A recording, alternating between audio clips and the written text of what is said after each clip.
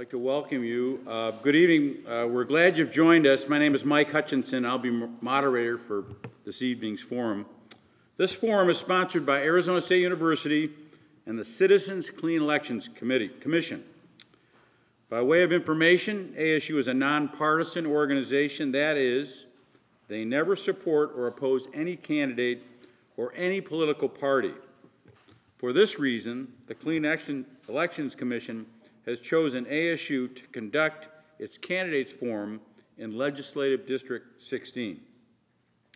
The Clean Elections Act is a campaign finance reform measure which was passed by Arizona voters in 1998.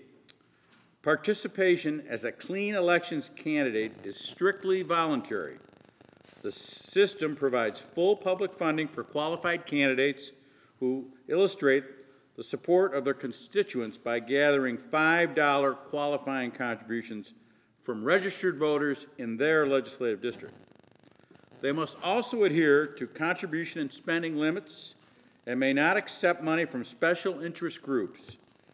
And they agree to participate in these forums. This election cycle, the Citizens Clean Elections Commission has also invited traditional campaigning candidates to participate. If you hold your cards up, one of our volunteers will pick it up and deliver it to me. We screen questions for clarity, to eliminate duplications, or speeches or personal attacks on candidates. If you need another card, if a question comes up during the opening statements, you want another card, just hold your hand up. There is an independent timer, Kathy, sitting in the front row, who will see that all the candidates have equal time for answers to questions and will tell them when their time is up. We ask that you remain polite to all the candidates and give them a fair and uninterrupted hearing, no matter how strongly you may agree or disagree with anything being said. This means no applause, outbursts, or cheers, except when we introduce the candidates. This is especially important as post-captioning services will be made available after the debate for those individuals that are hard of hearing. As such, I will refer to each candidate by their full name prior to each question and ask the candidates speak clearly into their microphone. Also, before we get started, we ask everyone to please turn off or silence any mobile phones or other electronic devices you may have with you. Our format this evening will be an opening statement from each candidate for 3 minutes. They each have 3 minutes. 2 minutes to answer the various audience questions that we get, and then 3 minutes each for a closing statement. The candidate this evening running for Senate are Scott Prior, who is a Democrat. The candidates this evening running for the House, we'll introduce him to his opening. Yeah. This evening for the House of Representatives are Cara Prior, a Democrat, and Kelly Townsend, a Republican and a clean elections candidate. The order in which the candidates will speak is determined alphabetically by last name and will progress from that starting point. The closing will be in reverse order. So we're ready to start. If you have cards, please raise your hand. Those will be picked up. We're going to ask Cara Prior, will you start with your opening comments, please? Sure. Can everybody hear me okay? Perhaps we should worry less about judging people for being Mormon or Baptist or Muslim or gay or straight or black or white or Latino or by their religious or political brands and worry more about electing thoughtful, serious, and ethical politicians on both sides of the political aisle who are willing to work together for progress. Quoted from Charity Sunshine Tillman. My name is Cara Prior, and I'm a progressive candidate for the Arizona House in Legislative District 16. I'm a member of the Arizona Democratic Party's Progressive Caucus, as well as a state committee person. I am a co-host of the Progressive Voices of Arizona internet radio show, and I currently work as a critical dimensions inspection technician for a semiconductor parts cleaning company in Phoenix. As a progressive, my concentration will be to focus on serving the people of Arizona and to help ensure every person within the borders of our state is treated with respect and dignity. We all deserve the same opportunity to succeed. Influence by special interest groups and corporations over any member of our legislature should not be tolerated, period. If I am elected, it will be my responsibility to work toward protecting people's individual rights as outlined in Arizona Constitution, Article 2, Section 2.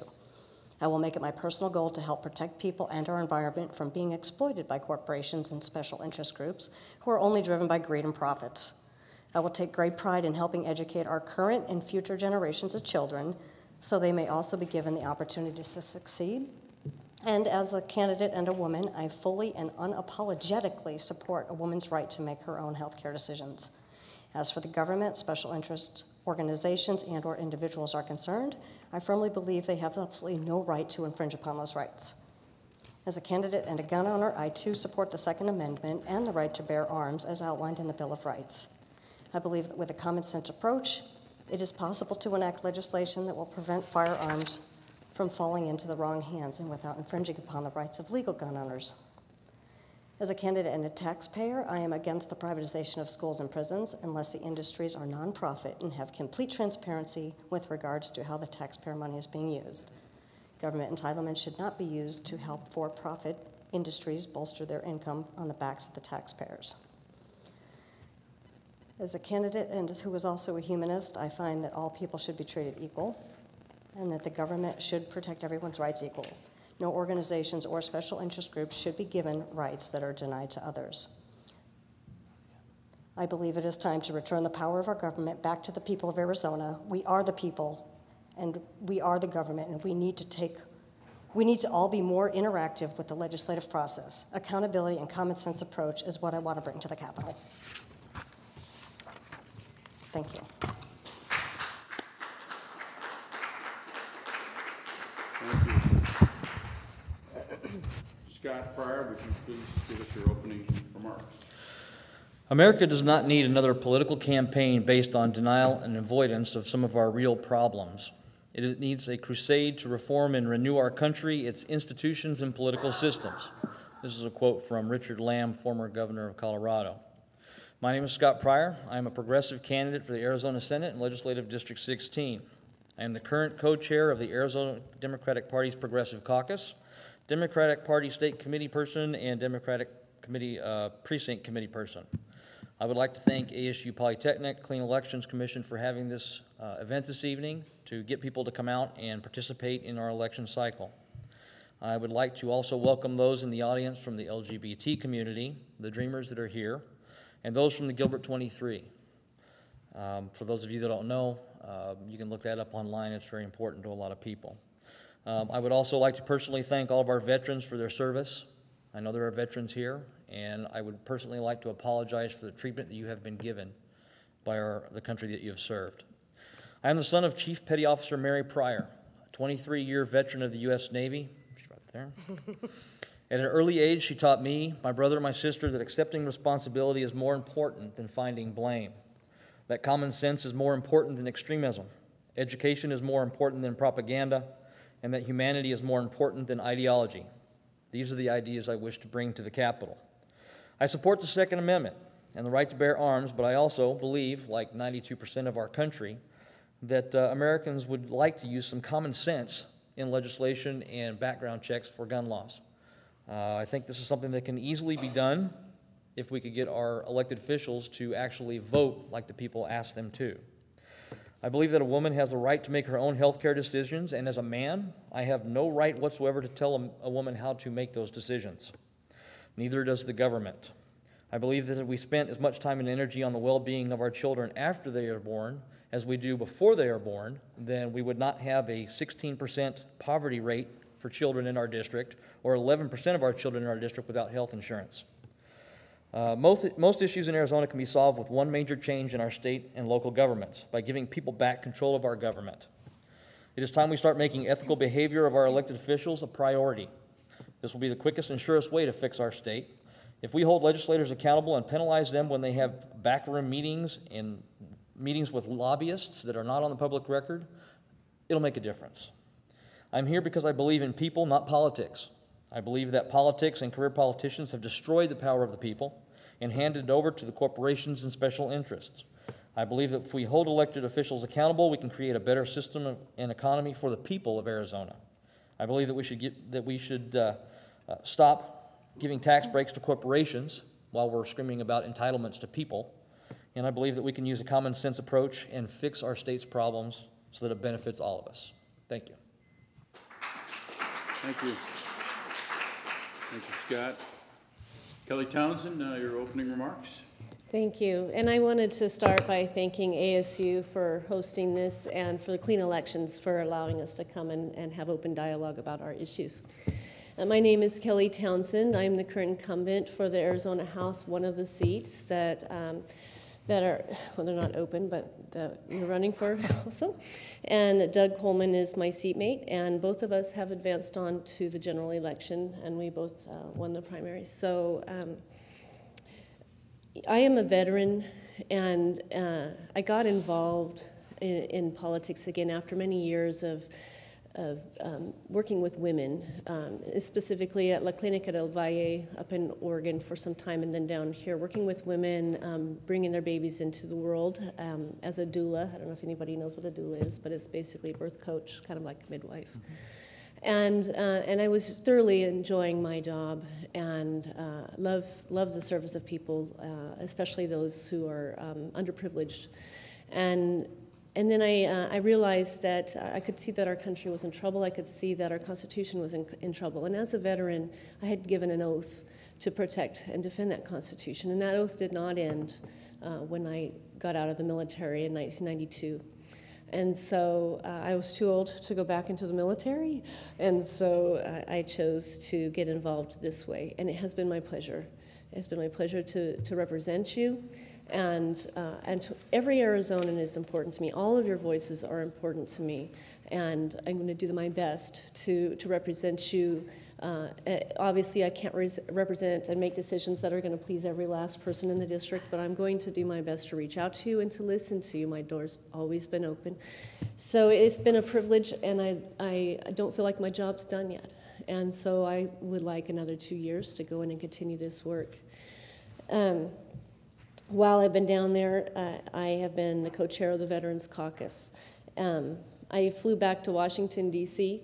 to meet with Hal Rogers, who is the appropriations chair at the U.S. House, and talk to him about the situation in Arizona, especially our rural veterans and their access to health care and their access to the VA itself, and pleaded our case. I talked to him about some of the horrific things that happen to women down near the border and the trophy trees that we see with young women being raped, and they're putting their underwears on the tree like ornaments, and many of those are children's underwears. And I think that's something that needs to be addressed.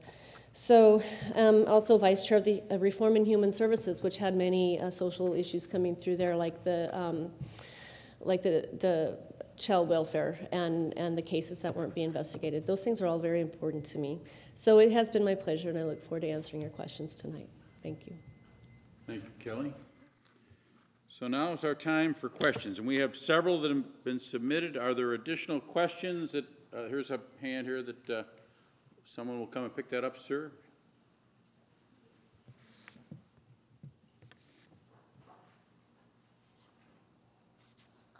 Okay, let's start with the questions, and we're going to ask Cara Prior to start with the answers, and you have 2 minutes. Okay. Do you feel that a person's faith should have an effect on public policy?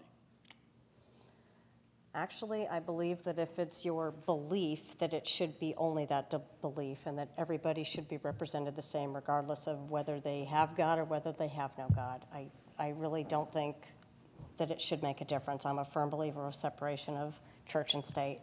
So I don't know if that answers the question, but okay, that's how I feel. Thank you. Mr. Prior? Can you repeat that again?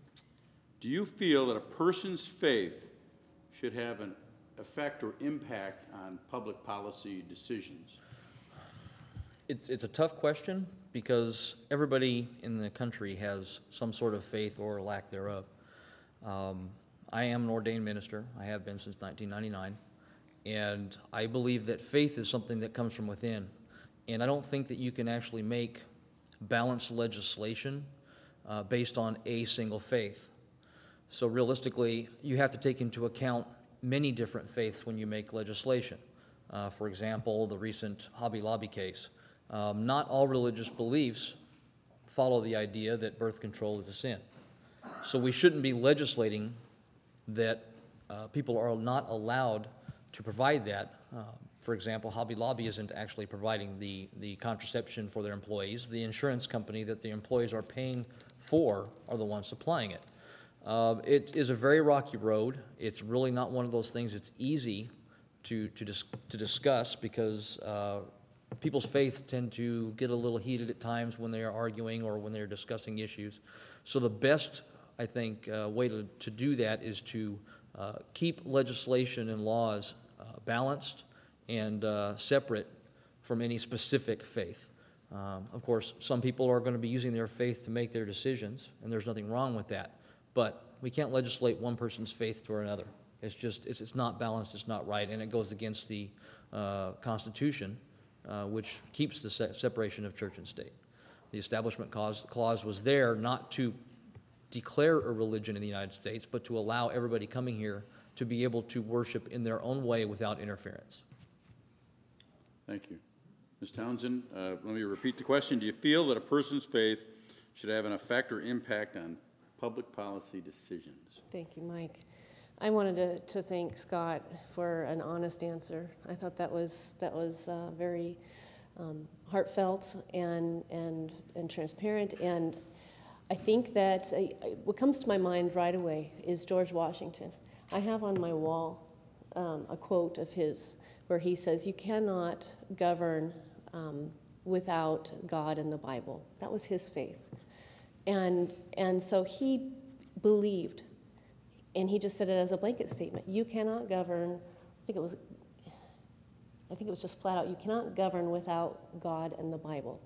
I hope I didn't mess that quote up, but that's the gist of it.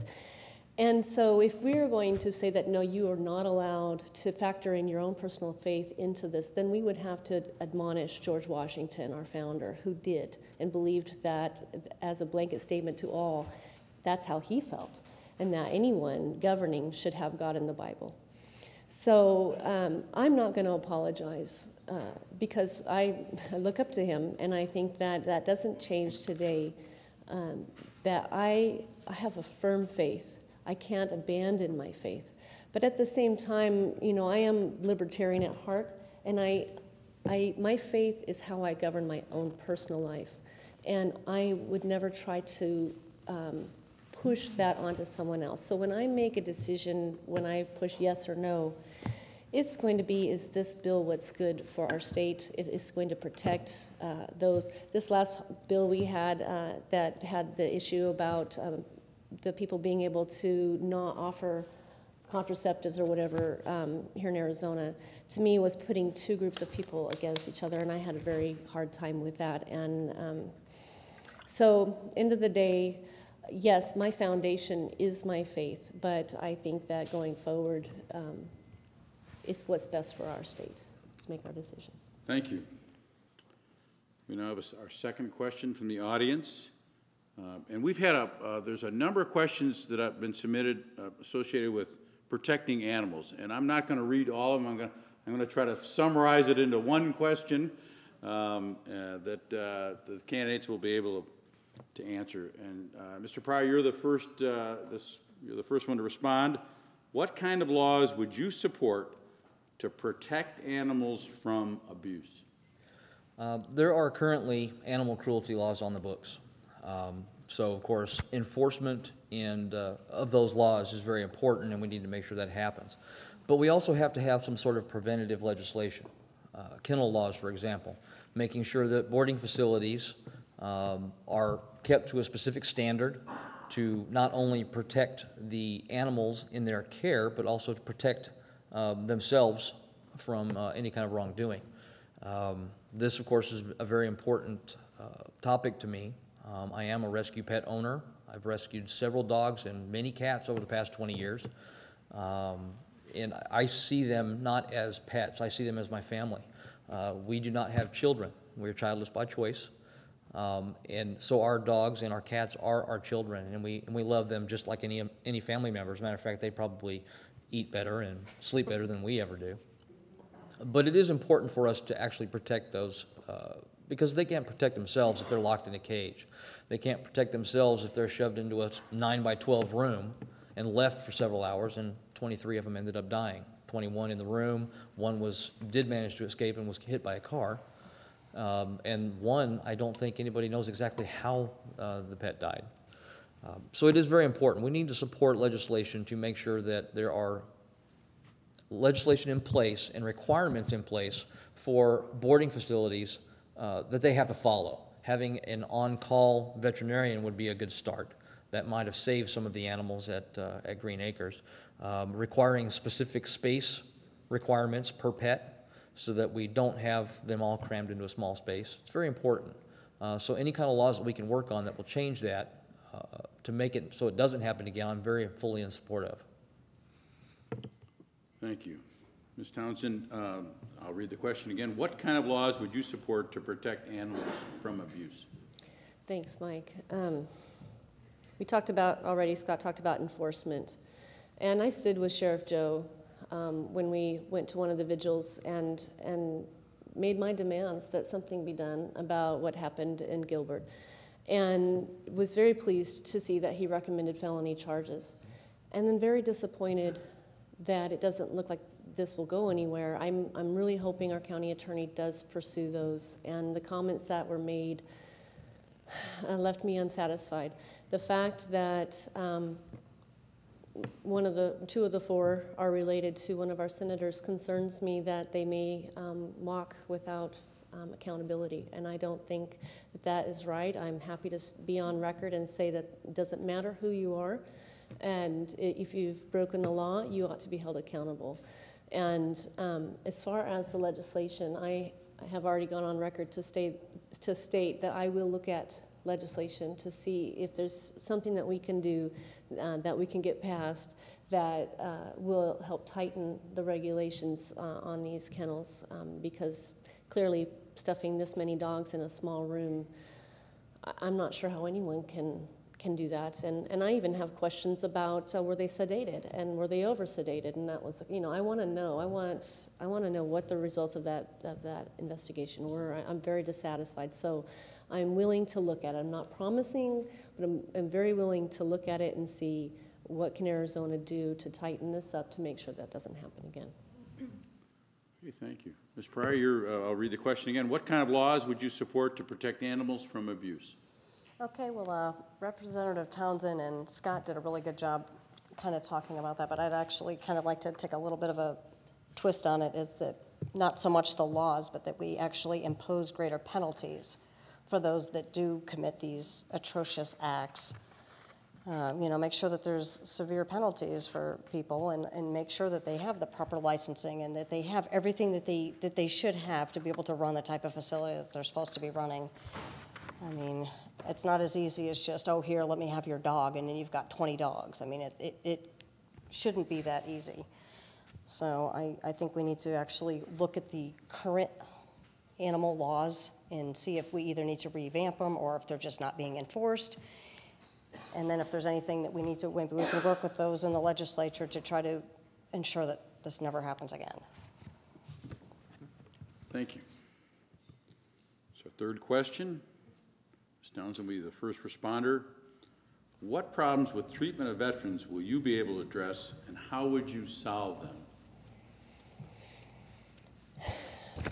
Well, the VA in particular is a federal institution. It's something that we cannot regulate at the state level, so let's get that part clear first, so that Arizona cannot pass a law that affects and regulates the Veterans Administration here in Phoenix or anywhere else.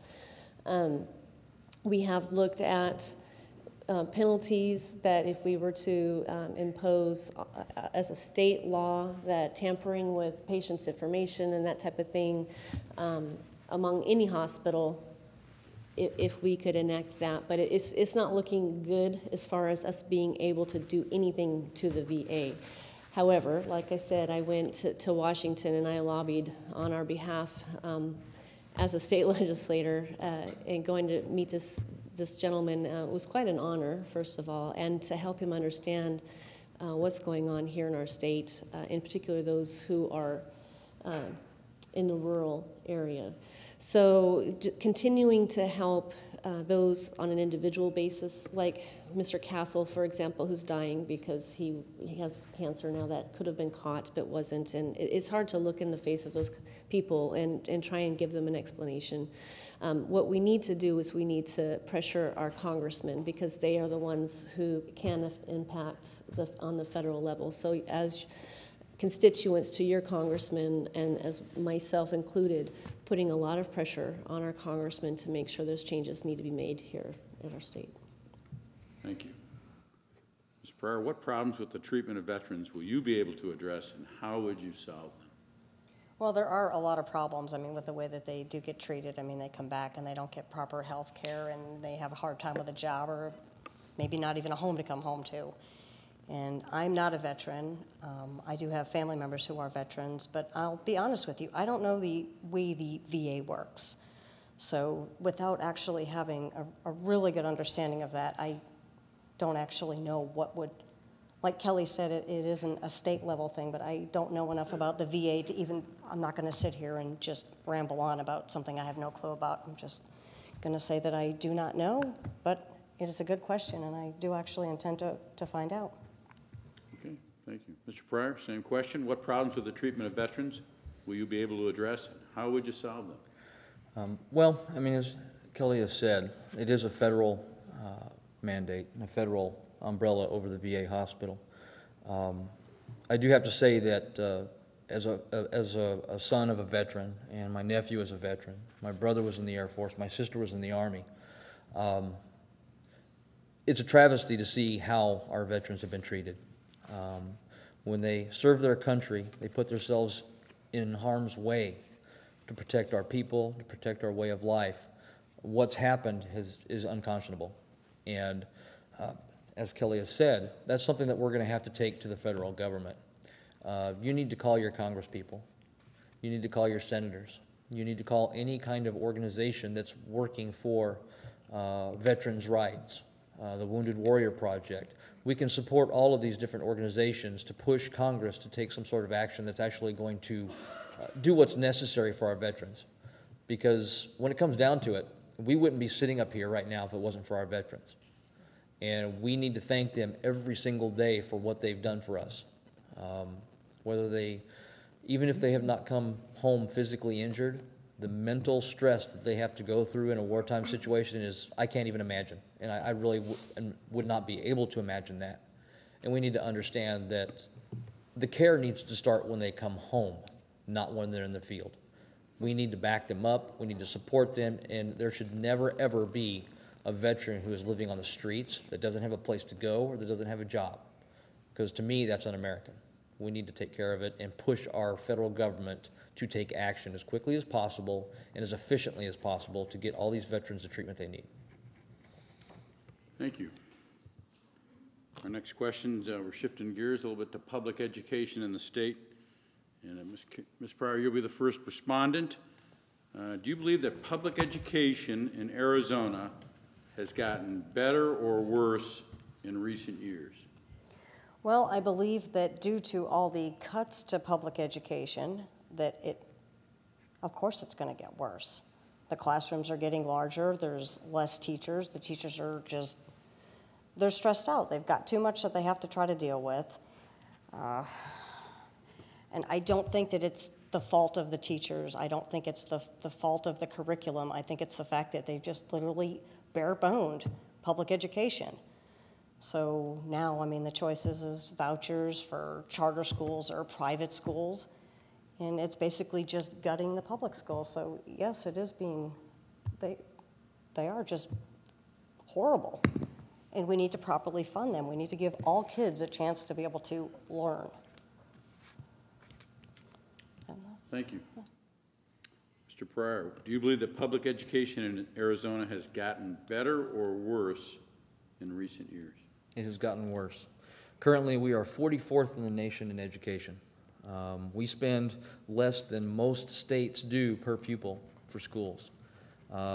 We've been going through a rash of cutting education funding to help balance the budget, which should never happen. We should never balance the budget on the support for our children. We need to focus on fixing education. And fixing education is not just about parental choice.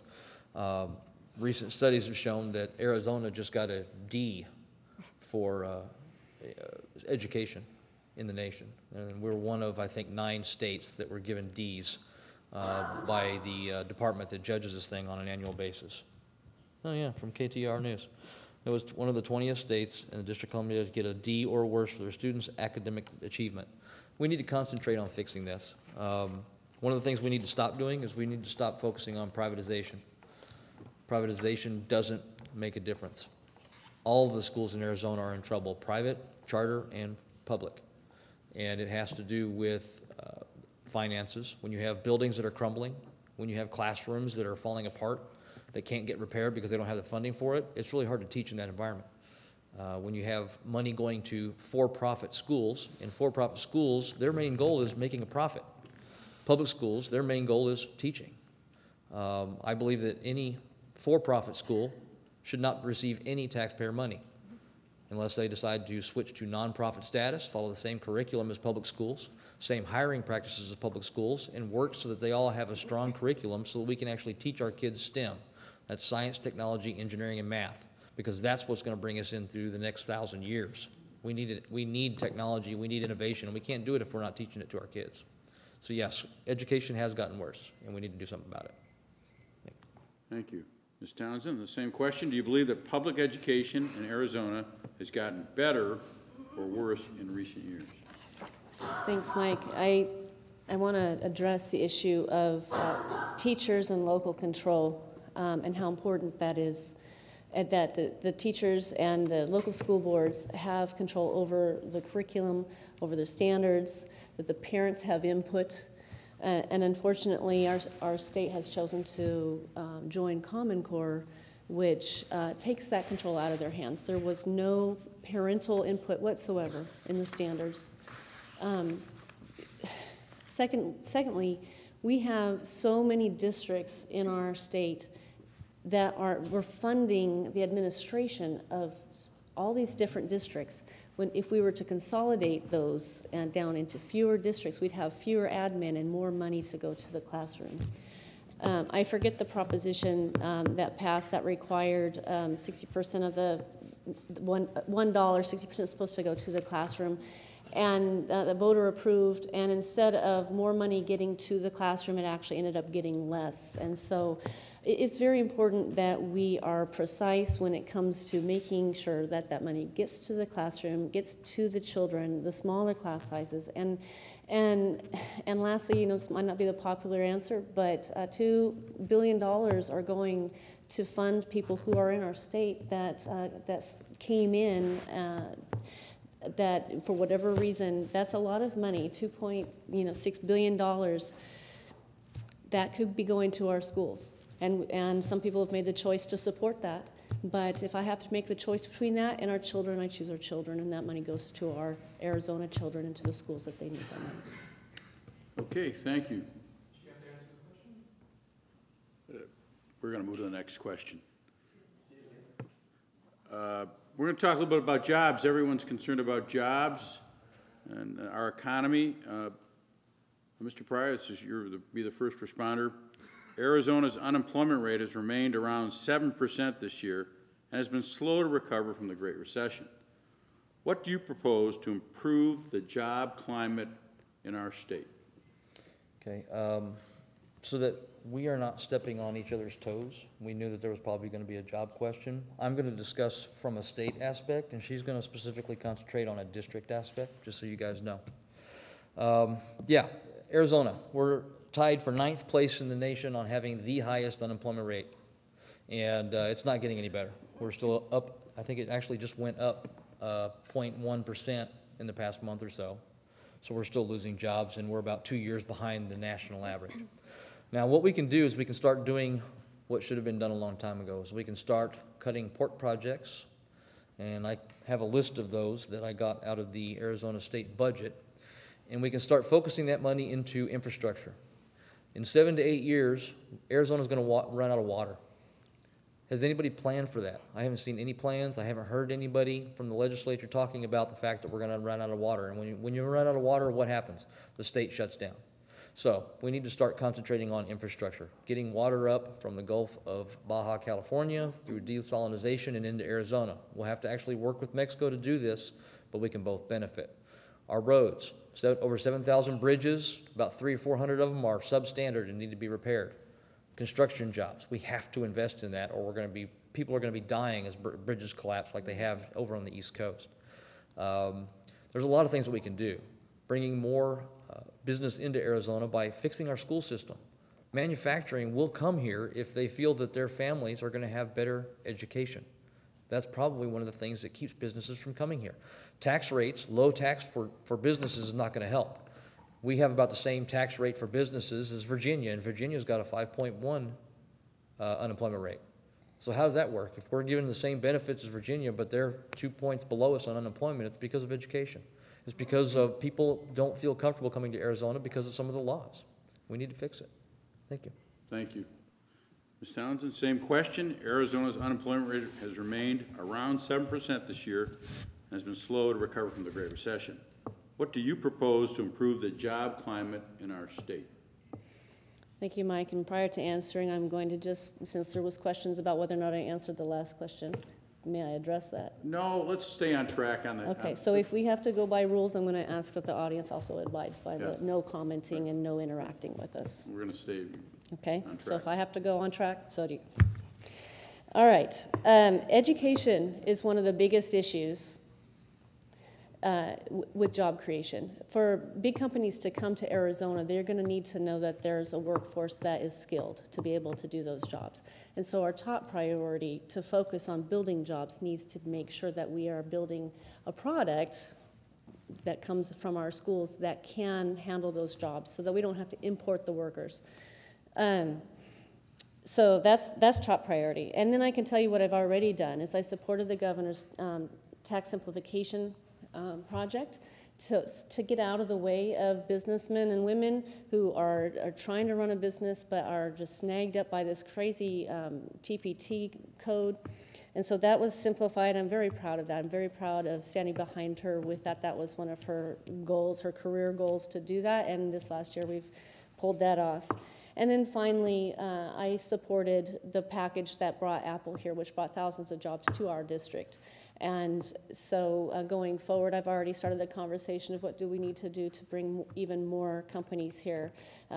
We didn't get the contract down in Tucson, but I would like to look forward to bringing other companies. I've shopped around to different companies to try and attract them here, and I think that we can go forward creating a good business climate that's low in regulation and attractive to companies outside the state to relocate here. Thank you. Ms. Prior, the same question. Arizona's unemployment rate has remained around 7% this year, slow to recover from the Great Recession. What do you propose to do to improve the job climate in our state? Well, as for LD16, I don't know about any of you, but I know a lot of people that like to go to the casino. But if you live out in the boondocks where we live, you've got to travel a good amount of ways. So why not just build one? And off of that can spawn Jeep tours. You can have a golf course. You could even have a bowling alley. I mean, you could have it as family-oriented as you want. And I mean, we've got Williams Gateway that we don't really utilize as much as we could. We could have cargo companies and major businesses. They could have all kinds of major traffic. Sky Harbor is clogged up. I don't know if any of you guys have been there lately, but it just takes forever to do anything out there. So if we could actually bring some more business and give some more reasons for them to want to use that airstrip, that would be great. And if you want to go out with the family, how far is Fiddlesticks from your house? It's a good deal from my house. So why not have something like that, or a historical museum? I don't know, an aerial tram to the Superstitions. I mean, there's so many things we can do that all cost money, but it's also going to have jobs, and it may actually draw people here. So more people come here, more people are going to want to work here. I have to drive 40 miles each way to get to my job. I'd love to work closer and actually be able to make a livable wage. So those are just some ideas, so thank you. Thank you. We're on question number 6, and this is our last question of the evening. And we're going to ask about important issues in your district. Ms. Townsend, you'll be the first to respond. Please identify what you consider to be the 3 most pressing issues in your district, and how will you address them? In 2 minutes. Okay. I think walking around and meeting with people, I talk to a lot of business owners, and one, to be honest, was transportation, folks not being able to get to and from their jobs. No sidewalks, Apache Junction in the state of that city, you know, and these are all city level things, but people being able to get to their jobs, things like dust permits, you know, the dust issue is a big one. I heard from many that they're burdened by this dust issue that is brought on by the EPA. And so creating an environment not only for businessmen but for the employee to get to and from work, that was one thing that came up quite a bit. Again, education, I would like to see, you know, we have several districts now in our several school districts in our legislative district, and being involved in the Gilbert Public School District, because that's where my kids go, I've seen a lot of tumultuous activity going on there, and for better or for worse, things are starting to clean up. There's been some corruption that has been rooted out there, a lot of wasteful money that has been found, and so things are coming together, and it's going to take some uncomfortable times to get to those places, but we want to focus on our kids. And you know, those really are the top 2. The third, I want to split those 2 things up between the businesses and the regulations for them, and the people and the folks trying to get to their jobs and having that access. So those will be my top 3. Okay, thank you. Ms. Prior, please identify what you consider to be the 3 most pressing issues in the district, and how will you address them if elected? Well, I think the lack of industry in Legislative District 16, I mean, it's mostly retail, fast food. I mean, there's nothing really tech. There's nothing really, I mean, there are some high-tech jobs, but overall, the better jobs are in Phoenix or Tempe or further from our district. And if we could actually get the education system to be, the public education system to be a little bit better, then people could actually work you know, I don't want to say better job, but it really is a better job when you're making a little bit more money. We don't have many manufacturing businesses out in our district. Like I said, we've got mostly fast food and retail, so if we could find a way to draw more manufacturing companies into our district, then that would actually increase more jobs.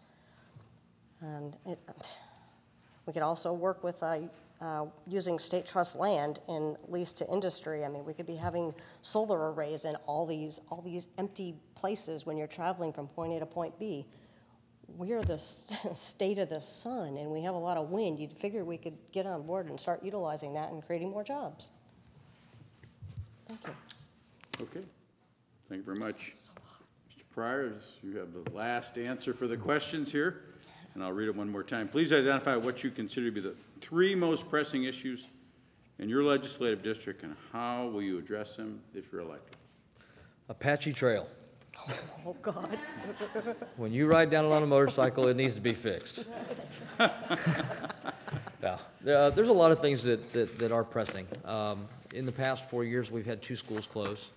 I'm not sure. I think part of that had to do with actually lack of students, which was good that we closed it. That way we consolidated our resources. But, you know, as Cara said, we do not have much in the way of real industry except for like the Apple facility and a few others, not too in the causeway right here between Williams Gateway and the 60. So we need to look at that. We need to start concentrating on manufacturing. Call centers. We used to have call centers all the time until they were all shipped overseas. We need to start bringing that back. One of the problems we have in our district is poverty. 16% of the children that live in District 16 are living in poverty. That is not an easy thing to grow up with, because I've been there. I know what it's like. When you live in Washington and it's the wintertime and you have no heat, you don't know what it's like unless you've been there. I have been there, so I know what it's like.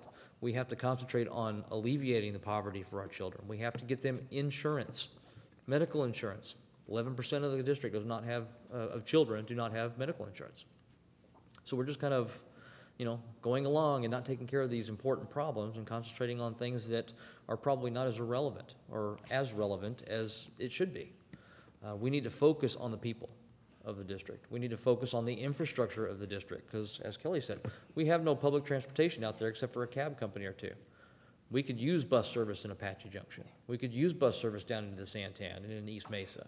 We don't have that. We could use it. It would bring in more people. People would be able to get to work on time. People would actually be able to get to work without having to pay. I mean, cabs are not cheap.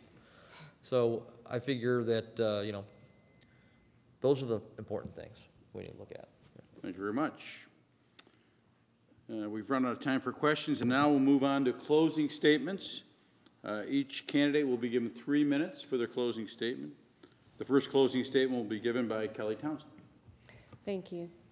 I want to, again, thank you guys for coming out and hearing us, and I appreciate you guys for being here. And just wanted to say to the voters that I thank you for your support, and I thank you for the primary. It's an honor. It's been an honor these last 2 years, and to be the voice of the people in the legislature. And one thing that I'd like to also bring up about needs in our district is Santan Valley. We haven't even brought them up tonight, and there's a distinct need for some attention down there. And the folks, 80,000 people not represented in our district down there is important. And so it's just been a pleasure, and I look forward to going forward and continuing on this journey of representing the people, of fighting for Arizona, and just serving from my heart. So I thank you for coming, and I appreciate your vote. Cara, you have 3 minutes for a closing statement. All right. Everyone on this panel is fully aware of what the problems are that are facing Arizona.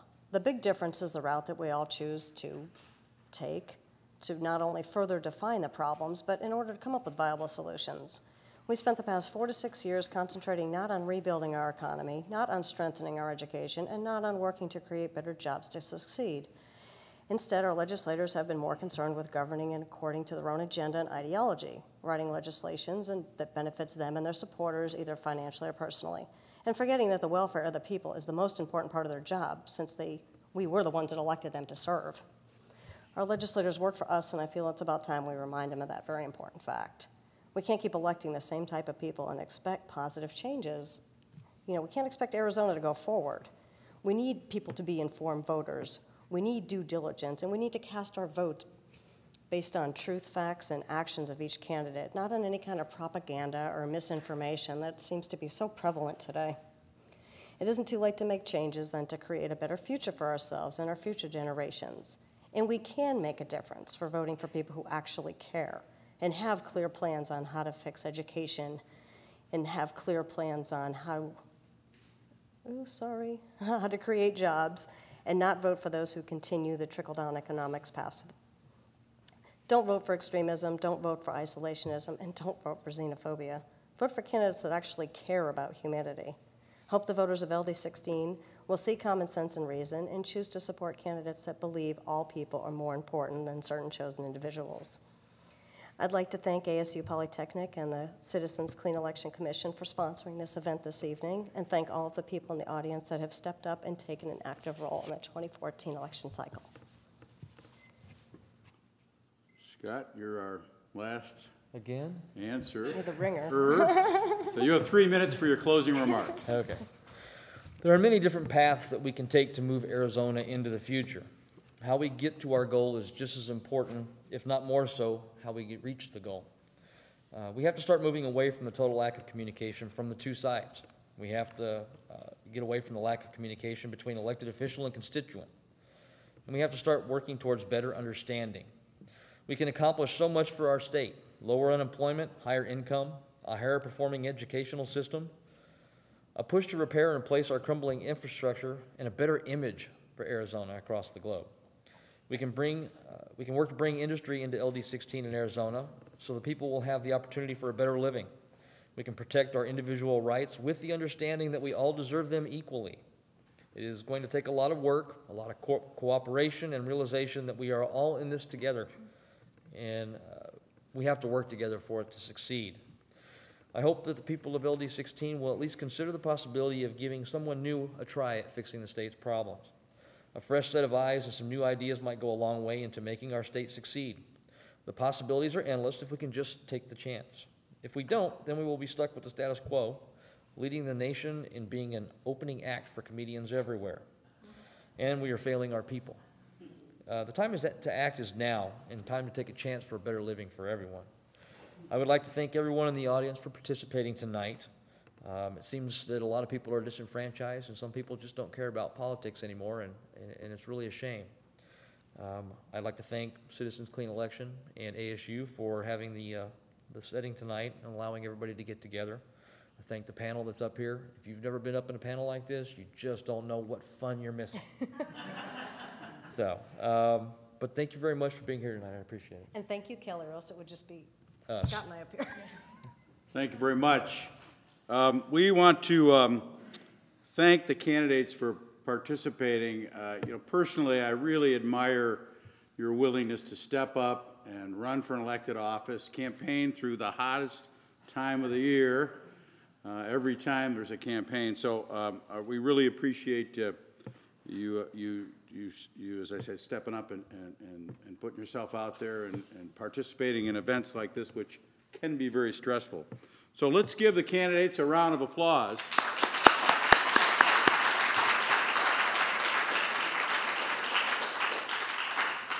We want to thank all of you who came out and took the time to inform yourselves before voting. We encourage you to find out more about clean elections and the candidates running for office by visiting www.azcleanelections.gov. A video of this forum, as well as the other clean election forums, will be posted on that site within 72 hours of this scheduled forum. We'd also like to encourage you to complete the survey you received when you arrived and return to the registration table in the back. If you did not receive a survey, they are available at the registration table. Thank you for all for coming tonight. Good night and drive safely.